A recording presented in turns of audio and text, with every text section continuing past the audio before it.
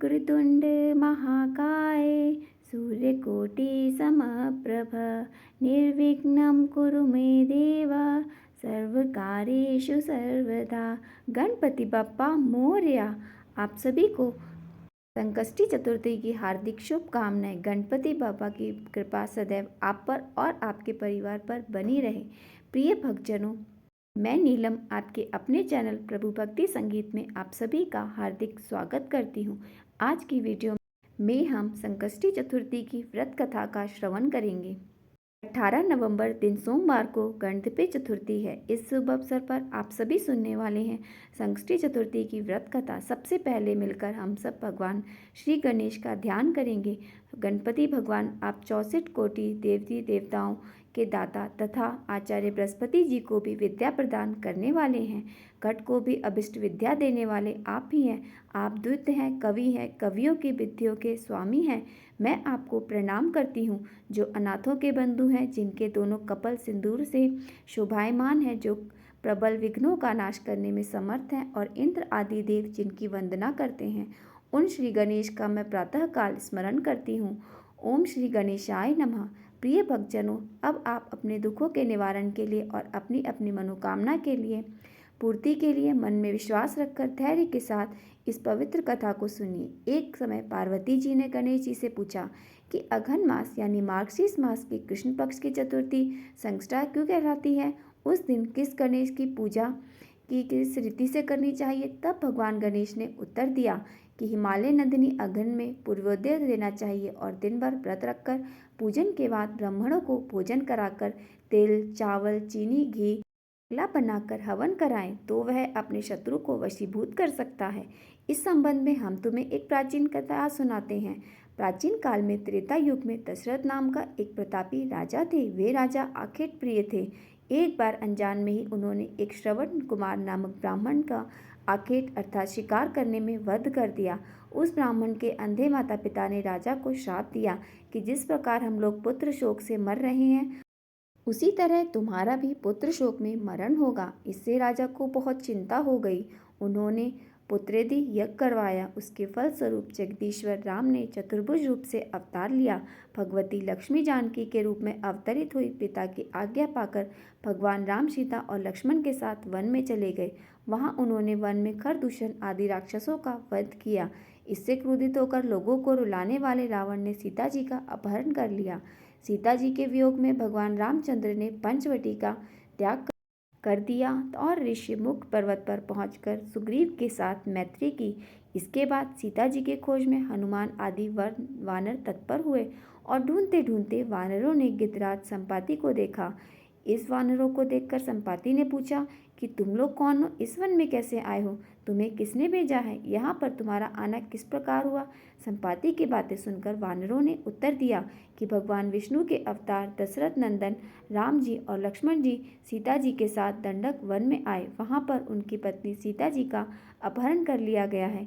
हे मित्र, इस बात को हम लोग नहीं जानते हैं। उनकी बात सुनकर संपाति ने कहा कि तुम सब रामचंद्र जी के सेवक होने के नाते हमारे मित्र हो। जानकी जी का जिसने भी अपहरण किया है और वह इस स्थान पर है, वह मुझे मालूम है। सीता जी के लिए मेरा छोटा भाई या भाई जटायु अपना प्राण गंवा चुका है।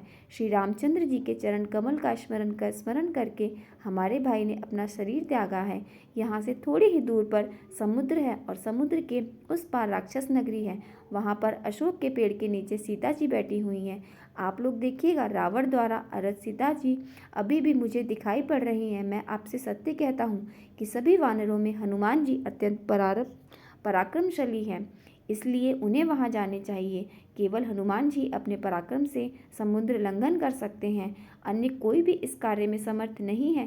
संपाति की इस बात को सुनकर हनुमान जी ने पूछा कि हे संपाति दस्तर, समुद्र को मैं किस प्रकार पार कर सकता हूँ? हमारे सब वानर उस पार जाने में असमर्थ हैं, तो मैं ही अकेला कैसे पार कर सकता हूँ? तो इस बात को सुनकर संपाति ने उत्तर दिया कि हे मित्र, आप संकटनाशक गणेश चतुर्थी का व्रत कीजिए। उस व्रत के प्रभाव से क्षण भर में समुद्र को लांघ जाएंगे। पाति के आदेश से संकट चतुर्थी के उत्तम व्रत को हनुमान जी ने किया। हे देवी, इसके प्रभाव से वे क्षण भर में समुद्र को लांघ गए। इस इसके समान सुखदायक दूसरा कोई व्रत नहीं है। श्री कृष्ण जी कहते हैं, हे महाराज युधिष्ठिर, आप भी इस व्रत को कीजिए। इस व्रत के प्रभाव से आप क्षण भर में अपने शत्रुओं को जीतकर संपूर्ण राज्य के अधिकारी बन जाएंगे। भगवान श्री कृष्ण के वचन सुनकर युधिष्ठिर ने गणेश चतुर्थी का व्रत किया और इस व्रत के प्रभाव से वे अपने शत्रुओं को जीतकर राज्य के अधिकारी बन गए। प्रेम से बोलिए भगवान श्री कृष्ण की जय। अब सुनिए एक और कथा। एक नगर में एक बूढ़ी माई रहती थी। रोजाना मिट्टी के गणेश जी की पूजा करती थी। वह रोजाना मिट्टी का गणेश जी बनाती और फिर पूजा करती, पर जैसे ही बूढ़ी माई गणेश जी की प्रतिमा को स्नान कराती, मिट्टी के गणेश जी गल जाते। वह बूढ़ी माई बड़ी ही परेशान होती। वह चाहती कि मेरे पास ऐसी प्रतिमा हो जो खराब ना हो तो कितना अच्छा होता। एक समय की बात है, बूढ़ी माई के घर के पास एक सेठ जी का मकान बन रहा था। तब बूढ़ी माई मकान बनाने वाले मिस्त्री के पास जाकर बोली कि बेटा, मुझे पत्थर की मूर्ति बना दोगे? गणेश जी की पूजा करती हूँ, मिट्टी का गणेश जी बनाती हूँ, पर पानी लगते ही वो गल जाते हैं। तो मैं तो बूढ़ी हो चली हूँ, मुझसे रोजाना गणेश जी बनाए नहीं जाते, इसलिए बेटा तुम मेरे लिए एक पत्थर के गणेश जी बना दो। गणेश भगवान तेरी सारी मनोकामनाएं पूर्ण करेंगी। तो बूढ़ी माई की बात सुनकर मिस्त्री कहने लगे कि हम तुम्हारे लिए मूर्ति बनाएंगे, उतनी देर में तो हम अपनी दीवार बना लेंगे। हमारे पास इतना समय नहीं है कि सेठ जी का काम बीच में छोड़कर हम तुम्हारे लिए मूर्ति बनाएं। यह सुनते ही बूढ़ी माई को बड़ा ही दुख हुआ और वह मन ही मन कहने लगी कि भगवान करे तुम्हारी दीवार टेढ़ी हो जाए और ये कभी ना बन पाए। यह कहकर बूढ़ी अम्मा अपने घर चली गई और मिस्त्री और मजदूर दीवार बनाने में लग गए। अब दीवार जैसे ही बनाए वो टेढ़ी हो जाए, दीवार को फिर तोड़े, फिर से बनाए, दीवार सीधी ही ना बने। इस तरह उनका पूरा दिन निकल गया और शाम को जब सेठ जी आए तो कहने लगी कि आपने अभी तक कुछ नहीं किया। मिस्त्री ने बूढ़ी माई के आने की सारी बात वह सेठ जी को बताई। तो बूढ़ी माई के पास जाकर सेठ जी बोले और उन्हें प्रणाम किया। माँ जी, आप आशीर्वाद दो कि मेरा मकान जल्दी से पूरा हो जाए। मैं तुम्हारे लिए पत्थर क्या सोने का गणेश जी बनवा कर दूंगा। यह सब सुनकर बूढ़ी माई बहुत प्रसन्न हुई और उन्होंने सेठ जी को आशीर्वाद दिया कि बेटा, बिना कोई विघ्न के तेरा मकान जल्दी से पूरा हो जाएगा। इस तरह सेठ जी ने आकर देखा कि दीवार टेढ़ी थी, वह बिल्कुल सीधी हो गई। यह गणेश जी का ही चमत्कार था। गणेश जी का ही चमत्कार देखकर मिस्त्री और सेठ जी सारे गणेश जी की जय जयकार करने लगे। सेठ जी ने जैसा कहा था वैसा ही किया। सोने के गणेश जी बनवाकर उन्होंने बूढ़ी माई को लाकर दिए। वह देखकर बूढ़ी अम्मा बहुत प्रसन्न हुई और सेठ जी को ढेरों दुआएं दी। उसी दिन गणेश जी के सेठ जी पक्के भक्त बन गए और रोजाना सबसे पहले उठकर स्नान करते, गणेश जी का पूजन करते, तब अन्य काम करते।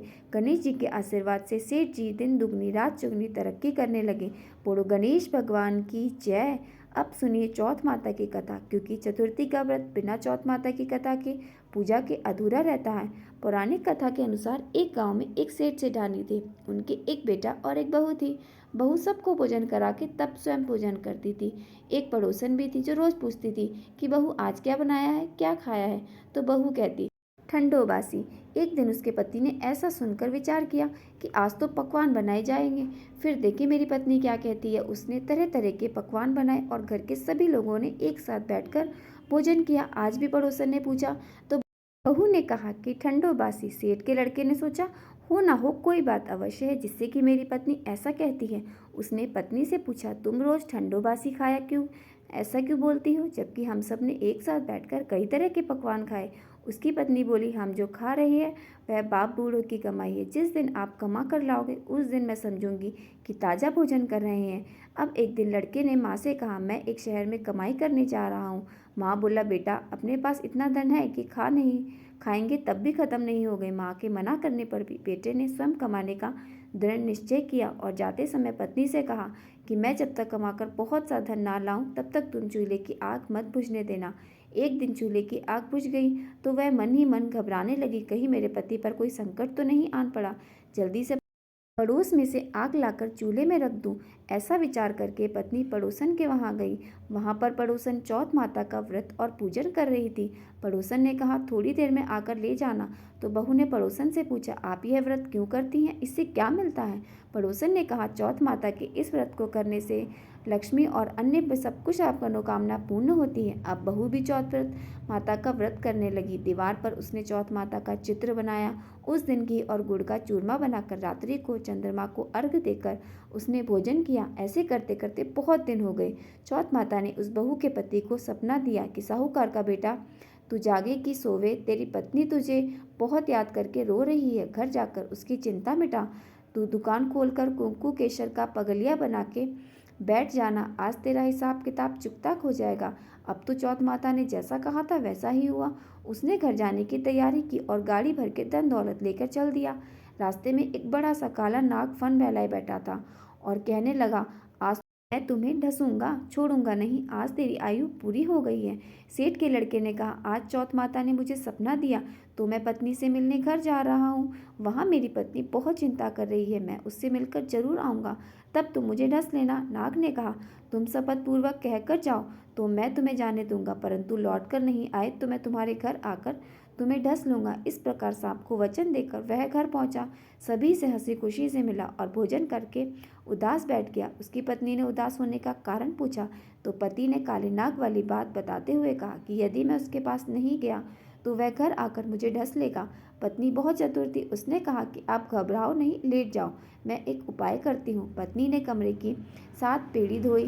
पहली पेड़ी पर रेत, दूसरी पर इत्र, तीसरी पर गुलाल, चौथी पर उसने कुंकू केशर और 5वीं पर लड्डू पेड़ा, छठी पर गादी गलीचा और 7वीं पेड़ी पर दूध का कटोरा भर कर रख दिए।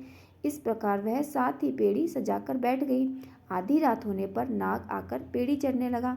पहली पेड़ी पर रेत में लौट गया और कहने लगा कि सेठ की बहू ने तो आराम तो बहुत दिया, पर वचनों से बंद कर दिया है, बंद कराया हूँ, सो ढसना तो पड़ेगा। वह 7 पीढ़िए पर आराम करते हुए बोलने लगा, मैं आया हूँ तो ढसूंगा तो जरूर। वो जैसे ही कमरे में जाने ही वाला था कि चौथ माता ने विचार किया कि मैं इसे अगर नहीं बचाऊंगी तो व्रत पूजन को कौन मानेगा। अब तो गणेश जी, चंद्रमा जी और चौथ माता ने उसे बचाने का विचार किया। चंद्रमा जी ने उजाला किया, चौथ माता ढाल बनी। गणेश जी ने तलवार लेकर नाग को मार दिया और ढाल से ढक दिया। अब बहू भी थकी हारी थी तो सो गई। दिन निकला तो लोग बेटे से मिलने आए, परंतु बेटा बहू तो उठे ही नहीं थे। बहुत देर हो गई। माँ उन्हें उठाने गई तो माँ ने 7वीं पीढ़ी पर जो कुछ देखा वह बहुत ही घबरा गई और बेटा बहू को आवाज़ लगाई। बेटा बहू उठने के बाद देखते हैं कि वहाँ पर एक ढाल पर तलवार वहाँ पड़ी है। जब वह ढाल उठाई तो वहाँ काला नाग मरा हुआ पड़ा था। बेटा बहू ने सोचा कि आज तो धर्मकर्म ही आए हैं जो भगवान गणेश जी और चौथ माता ने अपनी रक्षा की है। चौथ माता, आपने जैसे सेठ के बेटे बहू की रक्षा की वैसे सबकी करना। चौथ माता की जय। श्री गणेश की जय।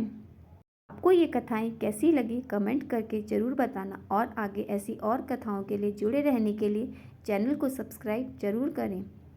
जय श्री गणेश।